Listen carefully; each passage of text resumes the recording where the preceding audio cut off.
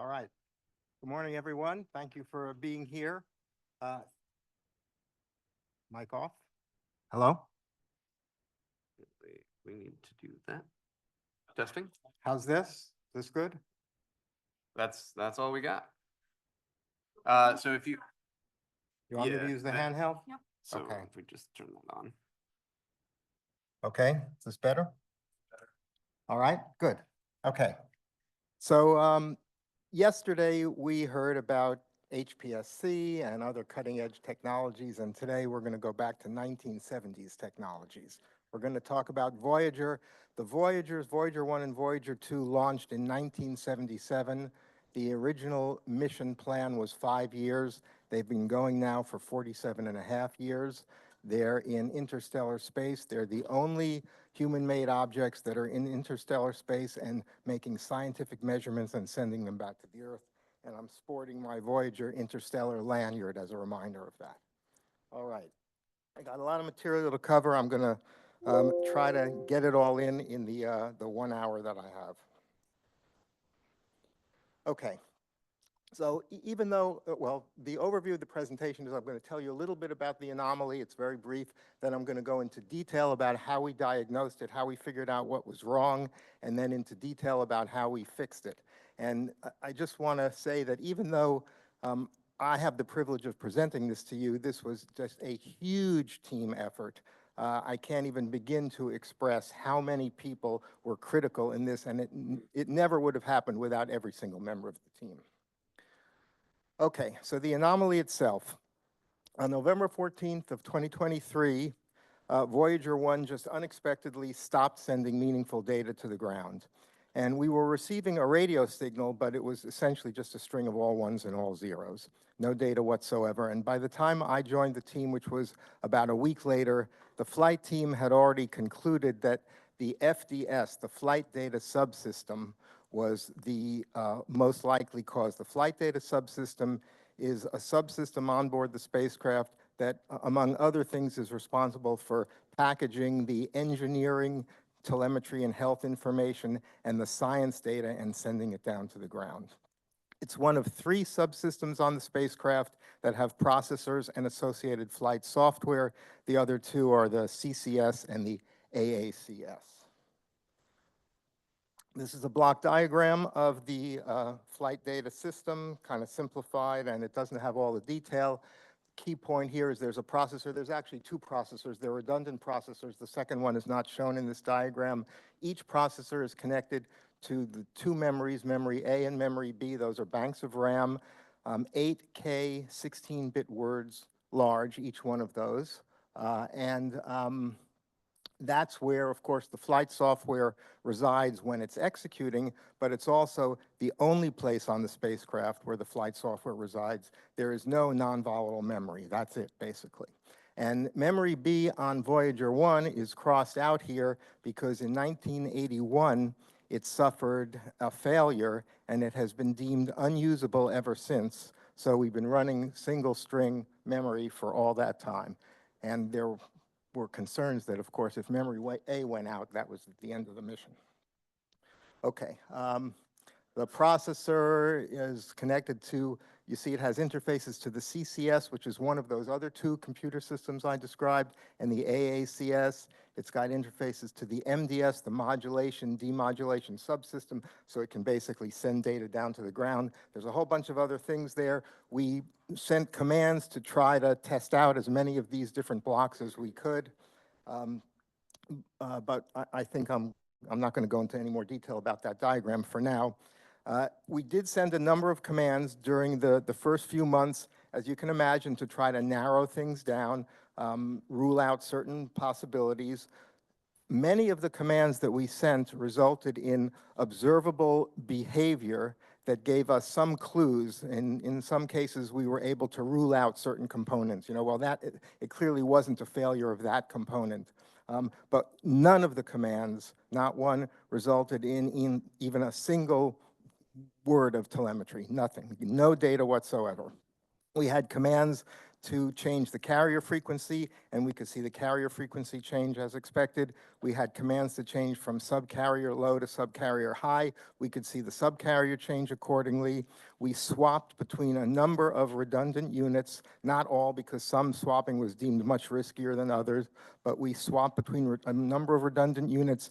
None of the swapping resulted in any telemetry at all, so that kind of, in many cases, ruled out the components that we had swapped. The swapping seemed to work. The spacecraft didn't degrade any further from the swapping, but it didn't help. The spacecraft is more than 15 billion miles away, as I said, in interstellar space. At the time of the Anomaly investigation, one-way light time was about 22 and a half hours. Now it's a little more than 23 hours. And so we would basically send a command, and then we'd have to wait 45 hours to see the results. So the commanding cadence that we settled into was the uplink opportunity every week. Typically, we had one uplink opportunity typically every week, and it was on a Thursday or a Friday most weeks. So the commanding cadence was figure out what commands we wanted to send that week. We prepare the commands, send them up on Thursday or Friday, Saturday or Sunday, look at the results, pore over the results, discuss the results at our meetings, figure out what commands we send for the next week, etc. Now, after doing that for a while, by early January, based on all the things we had tried, we were looking more closely at the flight software running in the FDS. It seemed increasingly likely that the flight software wasn't working. Either it had failed in some way because the processor just wasn't working. So if the processor doesn't work, of course, the flight software doesn't execute, or the processor was okay, but the flight software still was not executing properly because of a memory error. And we could have tested out the first of those two, processor failure, by swapping to the backup, but that was deemed risky. Making any changes at all in the spacecraft after 47, back then it was 46 and a half years, after that long of a time is questionable. And we also thought that memory was a more likely explanation. So we decided to start out by focusing on memory. If that didn't work, then we start looking at the processor. So let me tell you how the flight software is designed, and then I'm going to actually show you some code. We're going to get into details here. So the FDS processor has an interrupt that fires every 2.5 milliseconds. It's a non-maskable interrupt, and it's kind of a safety mechanism in case the flight software gets into a loop. We assume that's why it was put in there. You know, this is 47 years after launch, and the reasons for these things are long gone. There's a lot of missing documentation that we would have loved to have had. But when this interrupt fires, it basically resets the program counter to 0, so we go back to location 0 and start executing all over again. And what this means, of course, is that you can't get very far in execution before the interrupt hits and brings you back to 0. So as a result, they broke up the flight software into 24 sequential chunks of execution. They call them P periods, and each one is 2.5 milliseconds. It has to finish within 2.5 milliseconds. So the timing is monitored very carefully in the software, just in the comments, essentially, as they coded it up. There's a jump table, a P table, with pointers to each one of these 24 P routines, and there's a counter in the code, a variable called the P counter, that keeps track of the next P routine to execute. So what happens is we're executing a P routine. It is designed to finish before 2.5 milliseconds. It then executes a wait instruction, which causes it to just stop at that point, and it's at that point in the wait instruction when the next 2.5 millisecond interrupt hits. We increment the P counter, we index into the P table, jump to the next P routine, et cetera. When we get to P24, P routine 24, we cycle back to P routine number 1. And one complete cycle through those 24 P routines takes 60 milliseconds. That's called a line in the system. It's a TV line, actually, they call it. That's from the days when they were doing planetary encounters and imaging was very important. And 800 lines is called a frame. This is an image frame, not a downlink frame, and it requires 48 seconds. So those are two fundamental periods in the system, 60 milliseconds and 48 seconds. Now, there's also, on the spacecraft, there are 10 different data modes. You can think of each data mode as a program. They're all resident on the spacecraft, and the ground decides which one of those programs it wants the spacecraft to be executing, which data mode it wants it to be executing. Typically, the ground sends a command to put it into one of those 10 data modes, and it stays in that data mode sometimes for a very long time, but because they have different functionality in each of these data modes, every now and then they want to switch and do something different, and you'll see more about that in a little while. In order to support these 10 different data modes, there's actually 4 p-tables, not just one.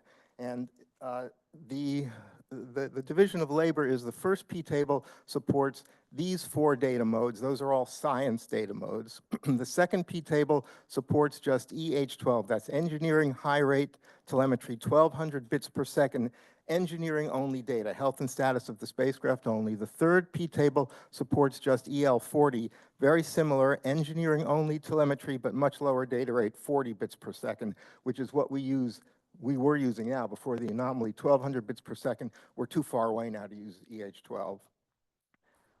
And the fourth p-table supports the remaining 3 science data modes, and CR5T happens to be the data mode we were in. That's the program that was executing when the anomaly hit. So we were executing out of this fourth p-table. Okay, now we're going to look at some code. All right. Now, this, we do not have the code, the source code in native format. This is all we have. We have what appears to be a listing in a Microsoft Word document that we believe came from a hard copy listing that was then scanned in an OCR. That's our theory, and it's all full of errors and typos, you can imagine. There were a lot of challenges. Okay, so let me walk you through this. This is the instructions in lower memory. So the first column is the address. And the second column is the 16-bit value at that address. So that's either going to be object code or data, if there's data there. The third column is an optional label, a subroutine address, a jump destination address, a variable name. The next column is the actual instruction, and as you have surmised, this is assembly language. This is a custom processor designed and built by JPL, so this is a custom assembly language. The next column are the arguments to the instruction, and then the slash is a comment delimiter. And you can see that there's quite a few comments. That was a saving grace for us because we had severe lack of documentation, and there's nobody around now that designed this software. Literally nobody, literally around at all that designed this software. So the comments were invaluable to us in trying to figure out how things worked. So let me walk you through this a little bit. So location 0 is the location we vector to every 2.5 milliseconds. We increment this P counter that I mentioned to you, and then we basically do a modulo 32 on it to narrow it down to 5 bits because there's only 24 P routines. And then this is a critical instruction. This is a skip on positive skip on positive on this variable. So if the high bit of this variable is 0, meaning it's a 2's complement non-negative number, then we skip around this jump. Otherwise, we jump down to here. And so this is basically testing which of the 4 p-tables to use. So let's say it's positive, which means we use the very first p-table. We then take the p-table address, which is here, which is at location 9. We use the p counter to index to it, and then we basically jump to one of the P routines that I described. Now, every P routine, as I said, has to execute within 2.5 milliseconds, and then it has to wait. So it turns out all the P routines basically go to this label, which executes this wait instruction, 4,095 cycles, the longest wait possible. That translates to about 10 milliseconds. So that guarantees that every P routine ends up here when the next 2.5 millisecond interrupt hits. Okay, now one other thing that's important is you see mentions in the comments to lower memory versus upper memory. Lower memory refers to the lower 4K, upper memory refers to the upper 4K, and the reason that there are distinctions between lower memory and upper memory has to do with basically limitations in the instruction set itself. The instructions are only 16-bit wide, and there's at least 4 bits reserved for the opcode, so that leaves only 12 bits for the address. But for 8K, we need 13 bits. So essentially, so here's an example of an instruction that can take an address, the jump instruction. The opcode for jump happens to be if the upper 4 bits are 0, that means it's a jump instruction. And then the next 12 bits are the address, and you can see the address here is 02 Baker, which in fact is the address of go up. So it's basically that simple, but that only works within lower memory. If you want to jump to upper memory, you have to execute the special instruction that's an out instruction, which is used for many, many, many different things throughout the software, and we don't understand half of them because of the lack of documentation, but we do understand at least the purpose of this. We don't quite understand how it's implemented behind the covers, but we understand the purpose of this, and this is basically just to set that hidden 13th bit to 1, so we jump into upper memory. Okay. All right. So, as I mentioned, there's a total of 4 tables. I showed you one, that's the one in lower memory. The other 3 P tables are all in upper memory. And there's 2 variables in memory, critical variables that determine which data mode and therefore which P table we're executing out of. There's the mode variable, which is in write-protected memory, and the C mode variable in read-write memory. And you saw an example of that skip-on positive instruction was testing the C mode variable. And you can see based on the comments that C mode is at this address, mode is at this address, 0 Baker E5. C mode is here. You can see the comments list all of the possible data mode values. If you count them, there's actually 11 here, but I said 10. That's because this first one isn't used. So these are actually the 10 values that it can use. You can see that a bunch of values are positive numbers, hence the lower memory P table. The other values are negative numbers, hence the upper memory P table. Now, mode, which as I said is in write-protected memory, is only set via ground command. And C mode, which is, as I said, in read-write memory, it's derived based on the bits in mode. Mode has a whole bunch of bits, which mean a whole bunch of different things, and some of the bits tell us which data mode it's in, and those are basically derived, and a value is derived from them and placed into the C mode variable. And this is where that happens.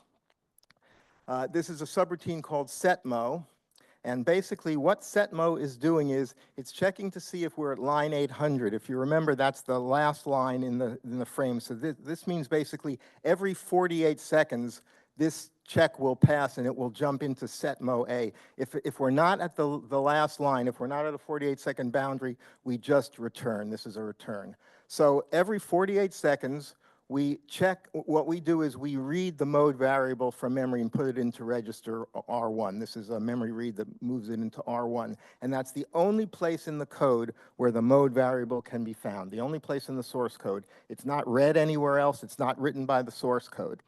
And then after it's pulled out of mode, after the value is pulled out and put into register 1, the succeeding code basically does the derivation of the correct value of C mode and puts it into C mode. So every 48 seconds, so the ground commands a new mode at some point, a new data mode, and on the next 48-second boundary, we will detect that and update C mode accordingly. That's kind of the bottom line. Now, as I said, the only reference in the source code to mode is this right here. Thus, the ground command somehow magically results in this mode variable in write-protected memory being set.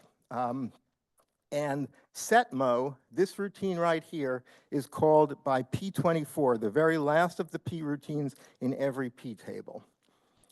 And then C mode is then used by the flight software to select the P table as we saw, and then once it goes to the P table, there are many, many tests to see what the value of C mode is to determine which data mode within that P table is executed. All right, so now, and this is all going to be important in a little while. So now, we were pursuing this memory corruption idea, as I mentioned initially, and assuming that it was a memory problem, we came up with a hypothesis. Let's assume that there was a bit flip, a single bit flip in one of the instructions in one of the P routines. Remember, we were executing the CR5T data mode. It's got 24 P routines. Let's hypothesize that there was a bit flip in an instruction in one of those P routines, and that caused CR5T only to get to that P routine and then fail. Then the interrupt would occur, would go back to 0, but it would just keep cycling through and never get past that P routine. That was the hypothesis. So in order to pursue that hypothesis, we came up with two parallel tracks of activity. The first was we wanted to create a small program, footprint program, Hello World program, to uplink to the spacecraft just so we could basically convince ourselves that something ran, that this thing ran and it sent down canned telemetry, I am alive telemetry to the ground. That's what we wanted to do. And that would tell us that, that would tell us that the processor was operational, and also at least some portion of the memory was operational. And then once that worked, hopefully, we would change it to, instead of just saying hello world, to basically cycle through all the memory and send down all the memory locations, and then we could find this hypothesized incorrect bit. Okay. Now, creating a program like that was an unbelievably daunting task because we had very little documentation. We had no tools, no assembler, no debugger. We had the FDS processor itself did not exist anymore on the ground. We had no FDS processor. We had no simulator of an FDS processor, so there would have been no way to develop this program using tools and then to test it. So that was an extremely daunting thought, especially to us flight software people. Now, we saw references in an old document to this program called, in a bunch of old documents, to a program they had written and had clearly successfully uplinked to the spacecraft in the past called MinCMROT, Minimum Command Routine. And there's a lot of details I can tell you offline if you want. I'm trying to go as quickly as possible to pack in just the important stuff here.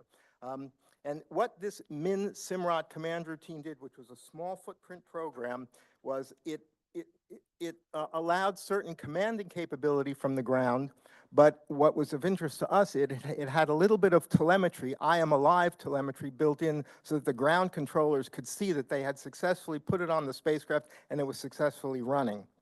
And that was what intrigued us. We thought that was the quickest path to a Hello World program, so we desperately searched for it. Couldn't find source code for that anywhere, but Roger Ludwig, one of the members of the flight team, found this memo from 1998 that at the very end had this table, and it had 267 hex values. And we asked ourselves, could those possibly be the object code for MinCMROT?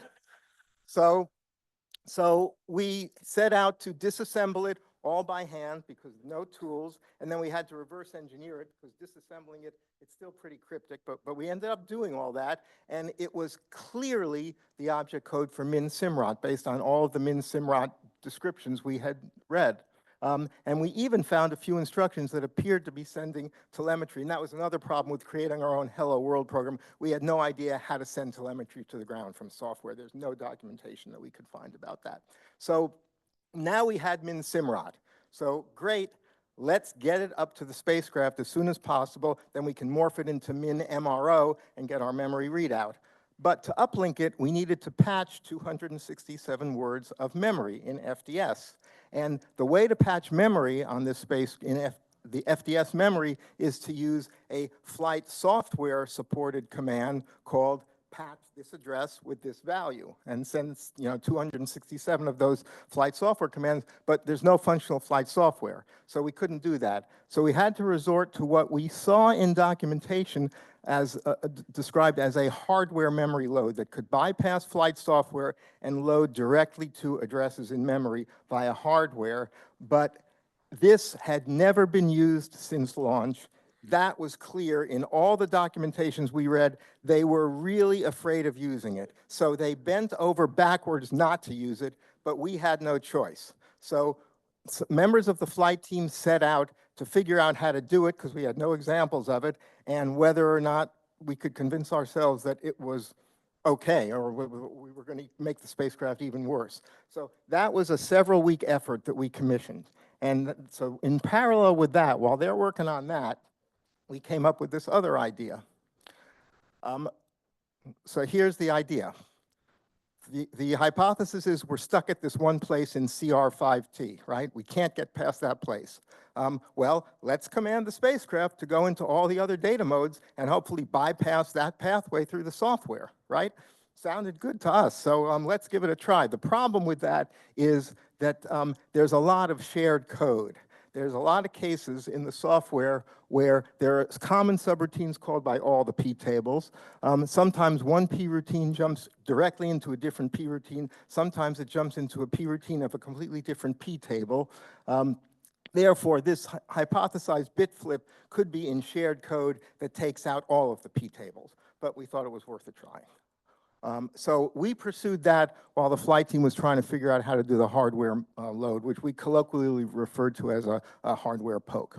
Okay, so I told you that we can command the spacecraft into different data modes, and that's done routinely from time to time. And this is the command that's used, and this is what the document says about that command. As you can see, it's consistent with what I told you before. It updates that memory location mode in primary memory. So we prepared 10 of these commands, SC06BB, for uplink, to basically command the spacecraft to go into the first mode, let it run for about 10 minutes, then go into the next mode, let it run for about 10 minutes, et cetera, and hope that we would get some telemetry as a result of some of that. But as we started doing that, we came up with two absolute showstoppers. The first is that based on many of the experiments we had run before, we were quite convinced that P24 was never executing. And I can tell you the details about that offline if you want. And if P24 doesn't execute, then that setmo subroutine that I told you about never gets called because that's only called by P24. So the ground could change mode to its heart's content, but it would never get reflected in C mode, and the software would never change the mode. So that was a problem.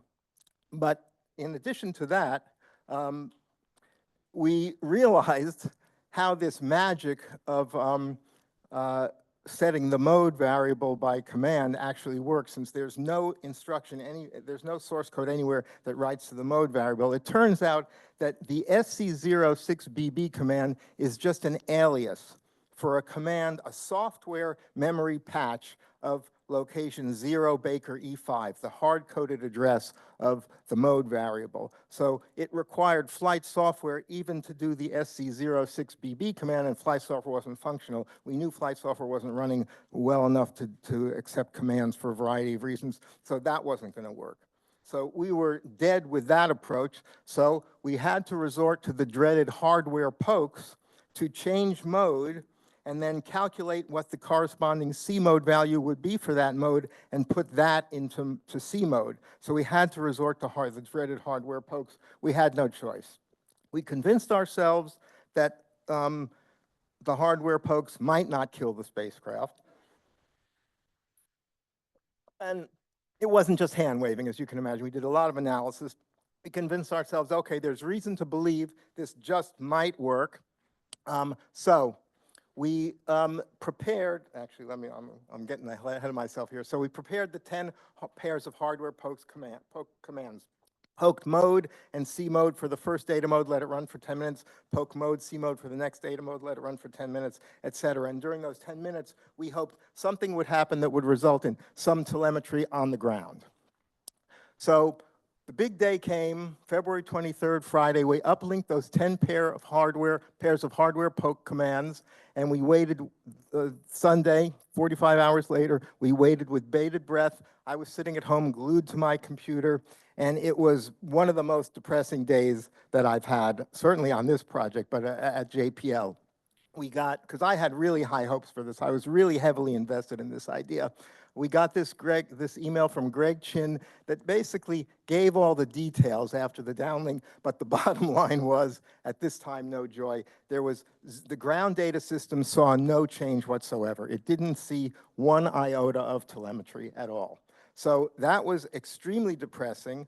I was very unhappy that day. But I knew that this wasn't the final word, because on this Tiger team that had been working on this, we had over time brought in a whole bunch of telecom and radio science experts who were the folks that analyzed the radio signals that could tell us that the change carrier frequency commands were working as expected, et cetera. And they could basically do what I consider magic, although it's all science, of course.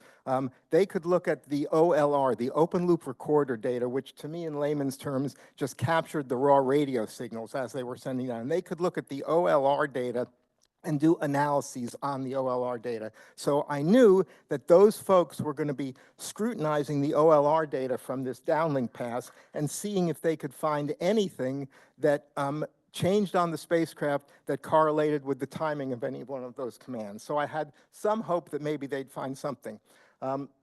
So the next morning I go into work and I'm sitting at my desk waiting to hear something because I know these folks are working on it. We have a 2 o'clock daily Tiger team meeting scheduled, and at 9:20 in the morning, Jeff Melstrom, the head of the Tiger team, who did an absolutely phenomenal job, by the way, he just sends this out to all of us. Here's today's agenda, and oh, by the way, looks like something is in the OLR results. So I think I literally jumped off my seat at that point, and I started to type an email to Jeff saying, you got to tell me more. I can't wait till 2 o'clock. And while I'm typing the email, he calls me, and he starts to walk me through what they had found. And he started out by being pretty optimistic, but as he got into it and started talking about the details, he realized maybe it's nothing after all. There was one data point that they thought might be something, but then he sort of thought, okay, maybe it's nothing. So at the 2 o'clock meeting, we start to look at the results, and the telecom guys are walking us through them. And you know, a lot of this is kind of Greek to me.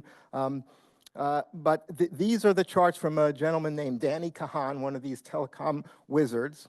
And Danny had an annotation on these charts, and I'm showing it to you without his annotation. It's a single red question mark that he picked in one of these charts as this might be something.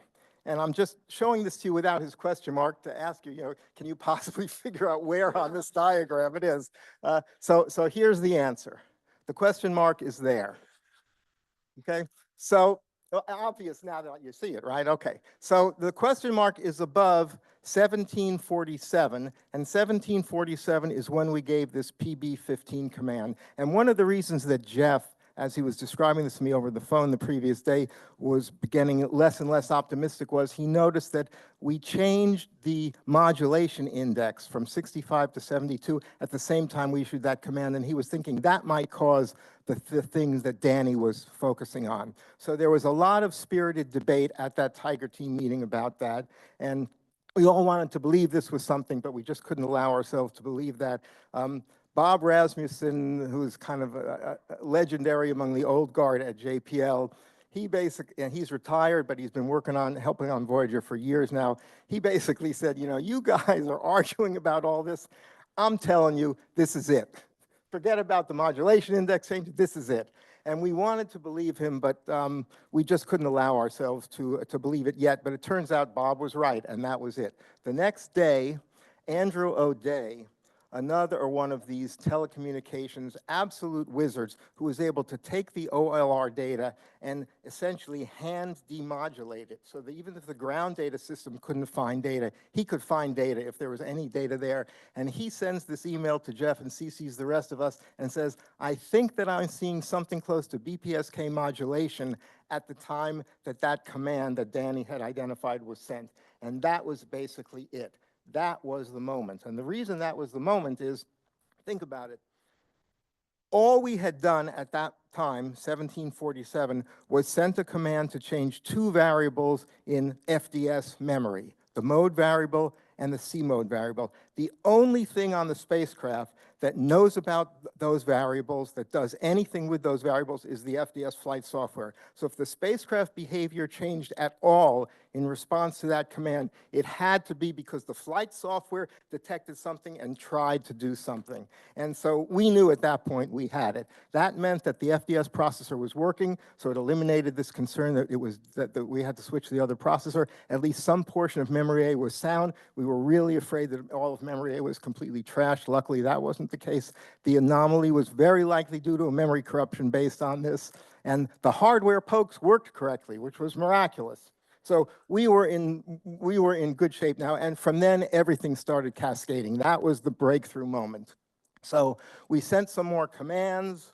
Andrew O'Day did more of his analysis of the ORLR results, and on Thursday, March 7th, he sent us he actually decoded data, not just looks like possible BPSK modulation, but here's data I can see in these OLR results, even though the ground data system couldn't see anything at all. And he said, and we looked at that and recognized, it was Bob Rasmussen again, who recognized that looks like portions of a memory dump. Those looked like the object code for flight software that we had been looking at recently, so we were familiar with it.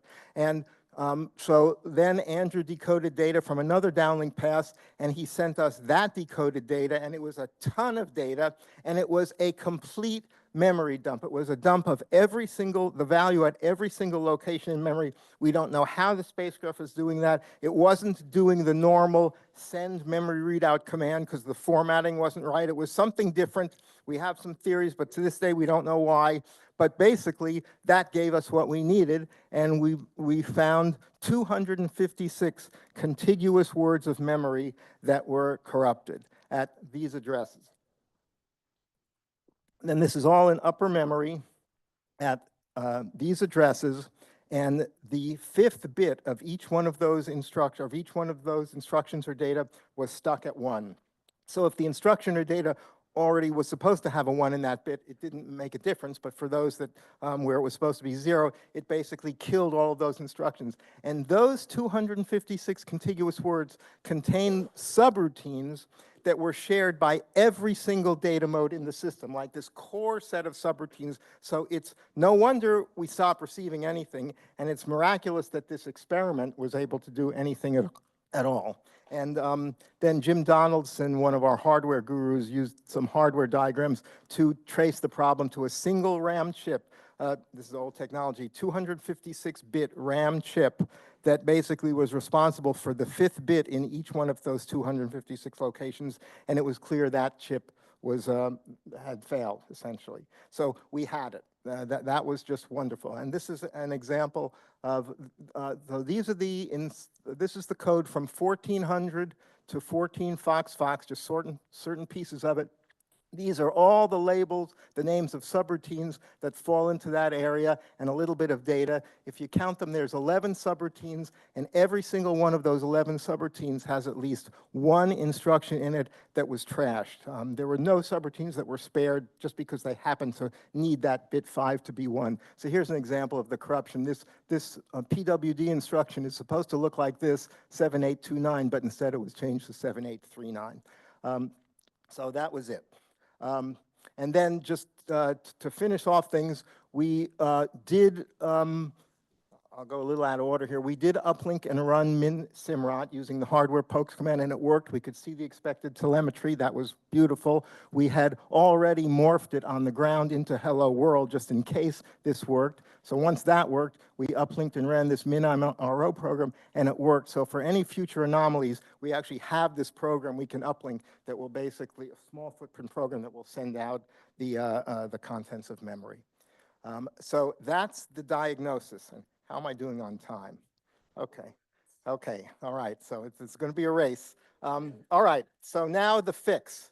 Okay, so what did we do for the fix? So the overview of the fix is as follows. As you can imagine, we needed to find a 256-word section of memory that was available so that we could relocate those 256 corrupted instructions to this available memory. And then we had to identify all the places in the rest of the code that referenced, that either called or jumped to or accessed data in those 256 corrupted words, and we had to change every single one of those references to point to where we were moving this code to.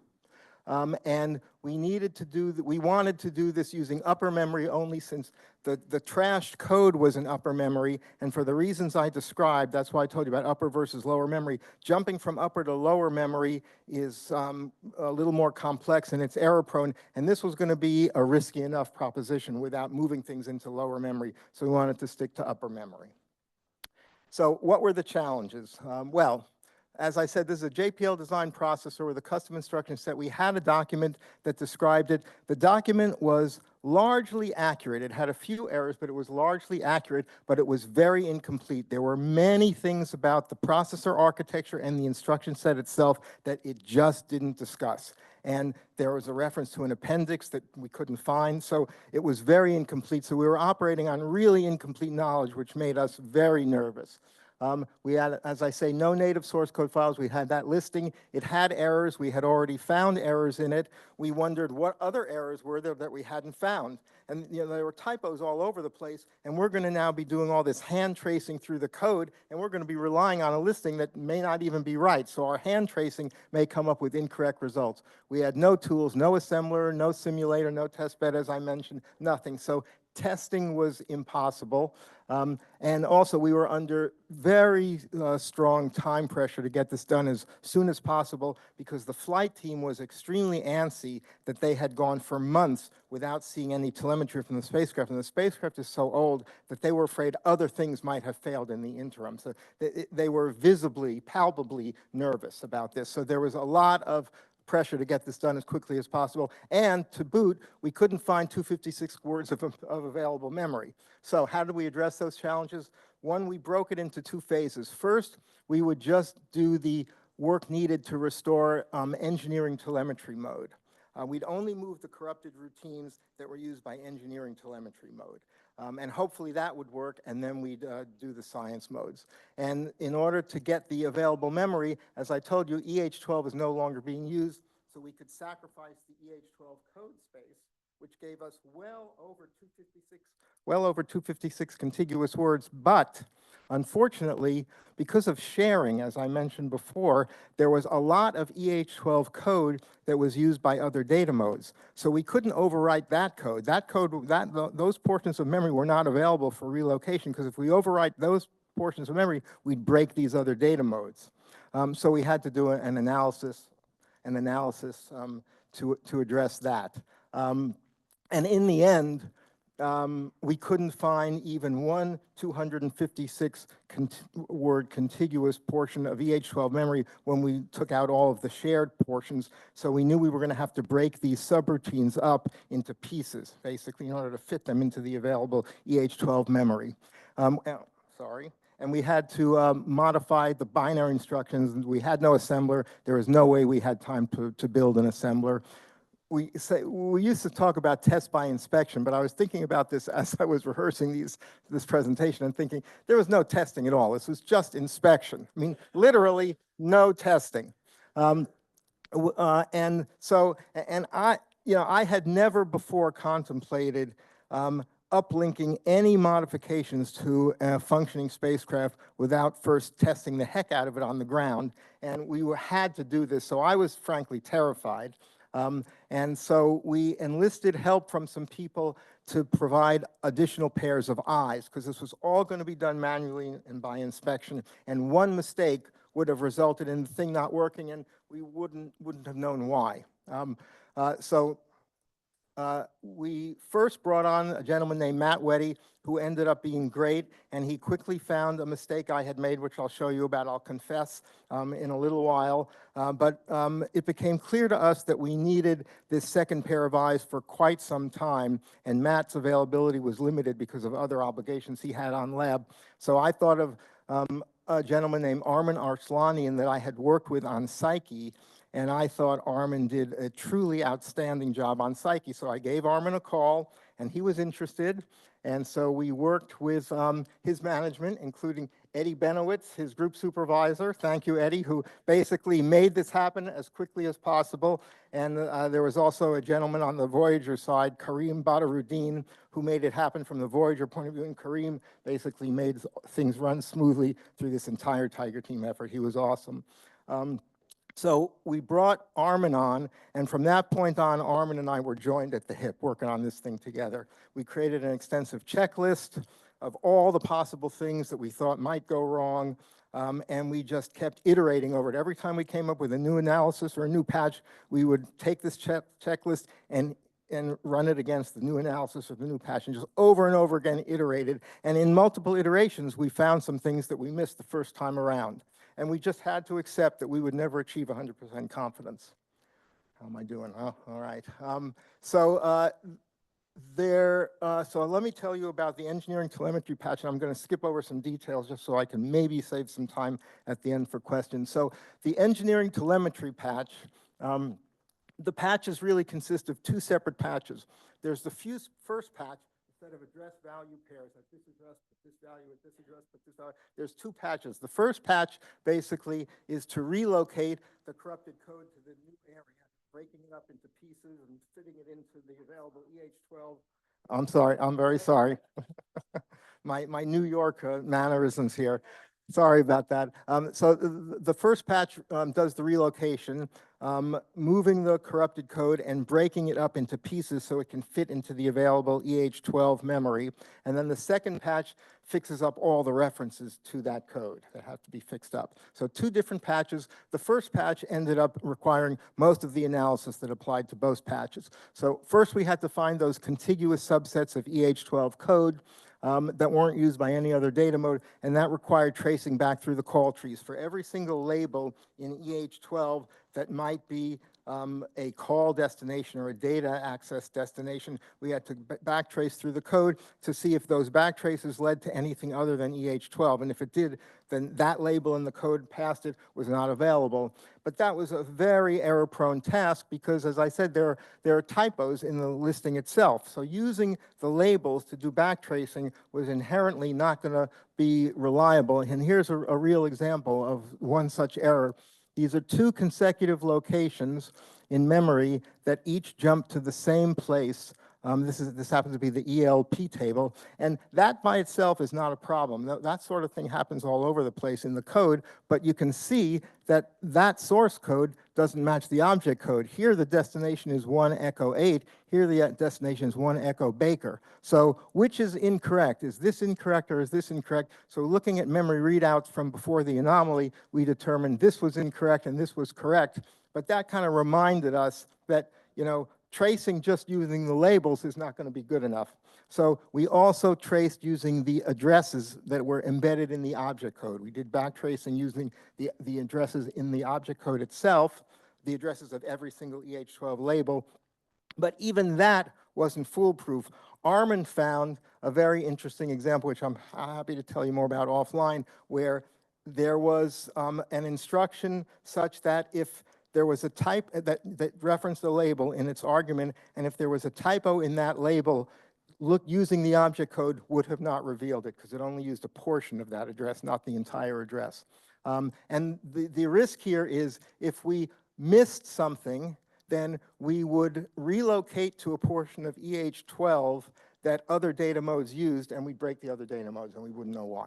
And then the next step is identify all of the corrupted subroutines that are referenced by EL40, because in this first patch, we only want to move the EL40 related code to save time. That required very similar backtracing through the code with all the same risks. And the risk there is if we missed some EL40 references because our backtracing was faulty for these reasons, then EL40 could basically fail unpredictably because we wouldn't be relocating all the code that it used. And there are potential pitfalls. I'm just going to focus on this one here, and I can tell you about the others offline.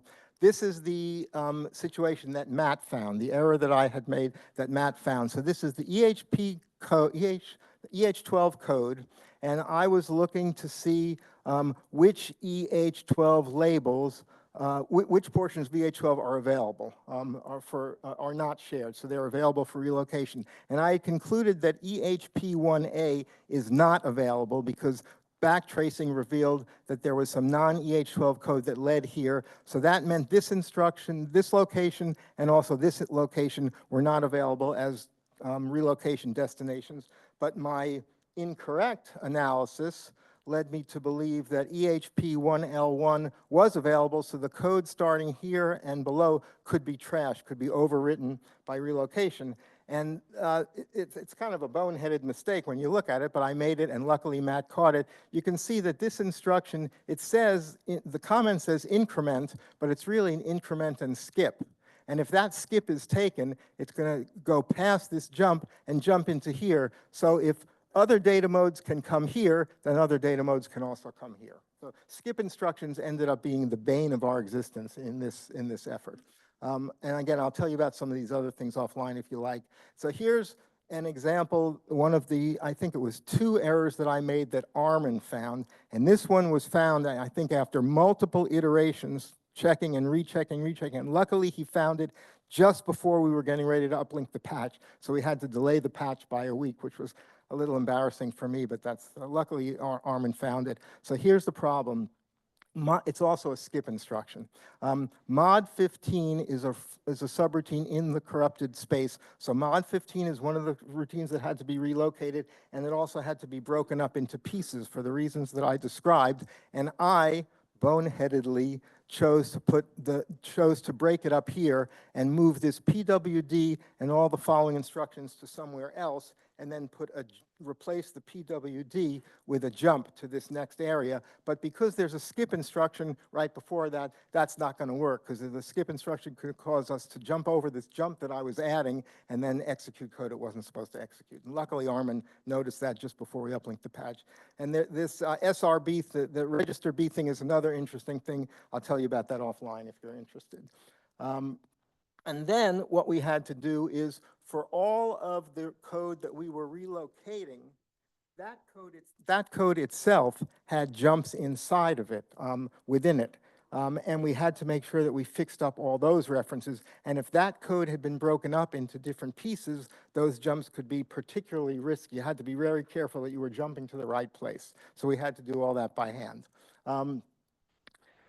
And now for the second patch, the patch that fixes up all the EL40 references to this corrupted code, in the analysis for the first patch, we had already identified all of the EL40 references. So for this patch, we just had to fix them all up and just be very careful that we were pointing to the right addresses. And there was a special case with copy. Copy is a routine in the corrupted area of memory, and it's 39 words long. And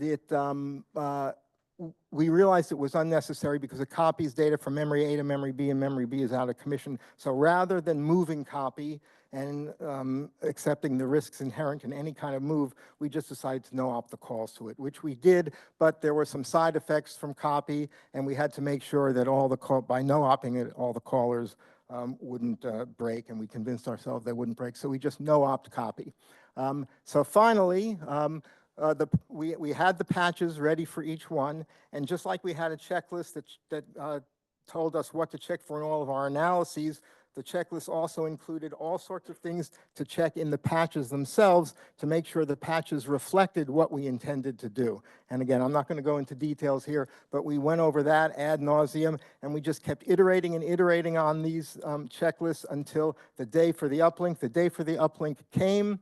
It was Thursday, April 18th. On Saturday, April 20th, we all assembled at a conference room at JPL, and we were hoping to see telemetry come down and starting at 6:40 in the morning for the first time in 5 months.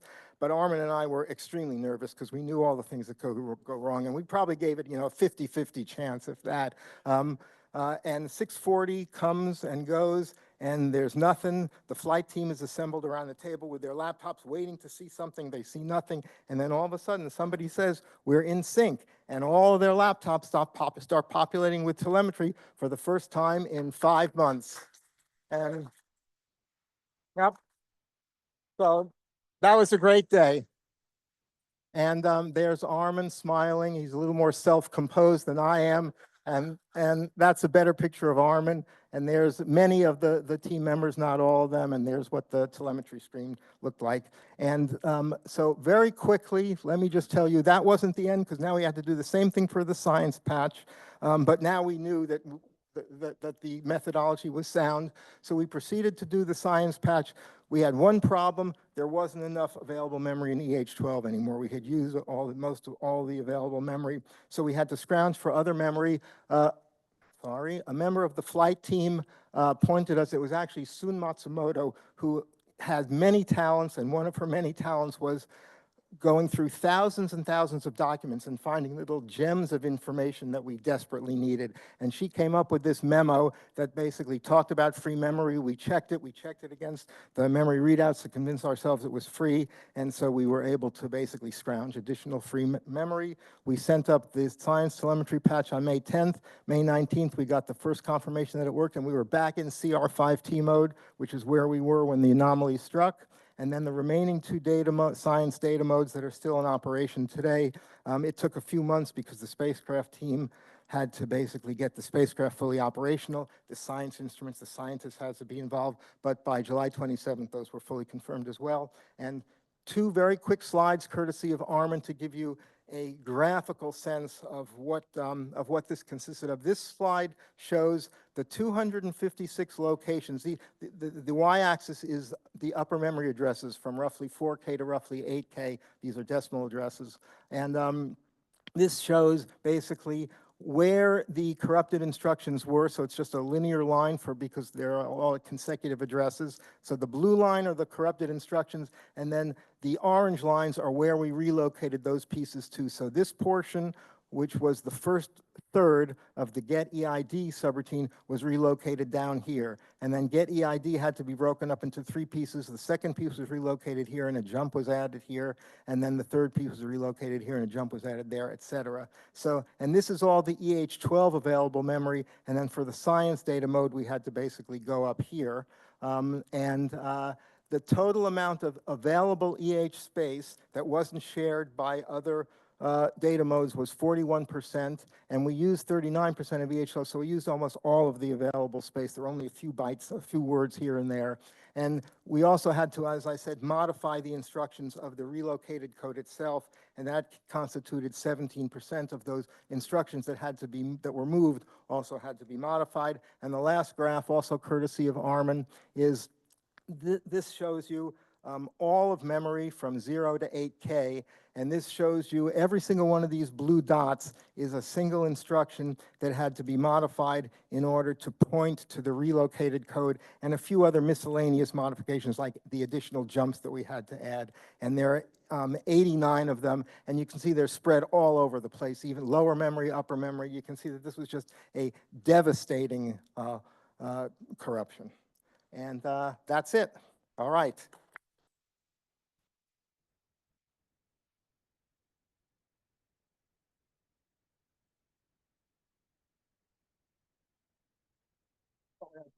Sorry I took so long. No problem at all. You're right on time, and that was amazing. All right, so we have time for questions. Any in the room? Trig yesterday, assembly today.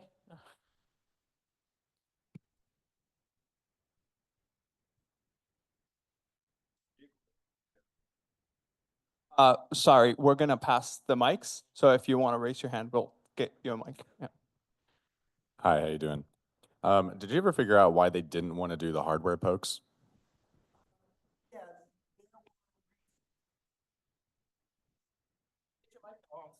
Sorry, very sorry. There were reasons, and some of them were discussed, and it's been a long time since I don't remember the details, but there was a particular concern that after doing a hardware poke, there was something associated with resetting the processor after you did a hardware poke might end up causing it to somehow fail. And I don't remember the exact details, but I can refresh my memory and let you know offline if you like. Sure. And there were also, just to give you a little more detail, because I am remembering this now, as we were working on the hardware pokes, there was some concern that we just didn't, this doesn't directly answer your question, but it was something we were afraid of. We weren't really convinced we knew how to do the hardware pokes correctly, and we were concerned that the commands we sent to do the hardware pokes weren't going to work, and that might cause the flight software to misbehave. So David, like I said, what was the vehicle doing during the anomaly? So during the anomaly, well, as I mentioned, we were getting radio signals. We were getting carrier signals, right? So as most of you know, and I never really thought of this before, that basically meant that the vehicle was at least successfully pointing to Earth. So the vehicle was executing code on that AACS processor that kept it pointing at Earth. within this, its deadband, wide deadband range. But it was basically pointing at Earth, and so the thrusters are still going. 47.5 years later, there's still fuel, and the thrusters are still going in order to keep the spacecraft pointed at Earth. All right, so we're gonna take one from Slack real quick. It seems like in the end, it took human minds and human hands to dig deep and get it all figured out. With all the recent discussions about AI, could AI ever have solved this, or would it have helped? That's a very interesting question. I haven't thought about that at all.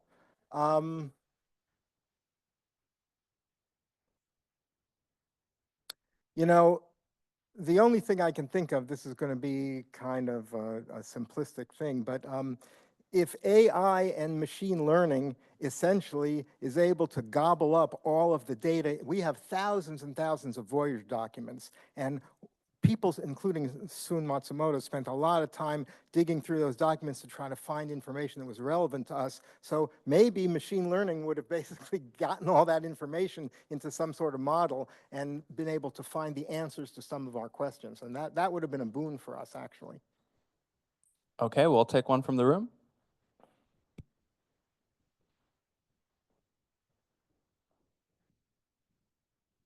Great talk. Thanks again. Thank you. I'm curious. It sounds like there's a lot of hard-won knowledge that the team as a whole garnered from all their years of experience, and you're having to deal with the previous team, maybe some missing documentation and some things that you wish had been documented. So I'm curious if there's a strong effort to try and take the knowledge that you're winning from all of this difficult research and modernize it and put it in some kind of form where it will be preserved more readily for future folks. For Voyager in particular, you're asking? Yeah. Yes, essentially what we did, certainly Armin and I documented everything that we did, and Armin updated the Microsoft Word source code listing to reflect all the changes that we put in. So we did all that. And there's sort of a broader issue of just how can you prevent this from happening on other projects? Why is so much of the documentation missing? Why don't we have test beds? Why don't we have the processor? But everybody at JPL sort of shrugs their shoulders. And, over time, things just get lost. It's a hard thing to do. We have other higher priorities than worrying about that, basically, for a mission that's going almost 50 years that we only planned for 5 years. Time for one more in the room there. Amazing work. Thank you very much. I can't help but wonder, have you gotten any feedback from the silicon vendor of the memory chip, and any analysis that they may have done with the failed memory address map to see physically on the die what is the cluster of failed cells? Have you gotten any of that feedback? And if you could, who manufactured? What is the silicon vendor of the RAM chip? I don't know, but I suspect there are people still at JPL who can answer that. And I know that the hardware folks did scrutinize this to try to, basically, the first question that came up is, well, is it a permanent failure, or should we possibly try to cycle power and retry? And the hardware folks looked at it in detail, and based on their analyses, they concluded that there would be risk that reusing that chip and trying to write, I think it was trying to write to it again after this failure, might damage even more things, including possibly other memory chips, although don't quote me on that. But that's as much as I know. I don't know if they ever actually contacted the vendor themselves, but I will follow up on that. That's a good question. All right, David, you have a couple more questions on Slack, but I'm going to ask you one last one from Jay Kennedy. He asks, who do you want to play you in the movie for this?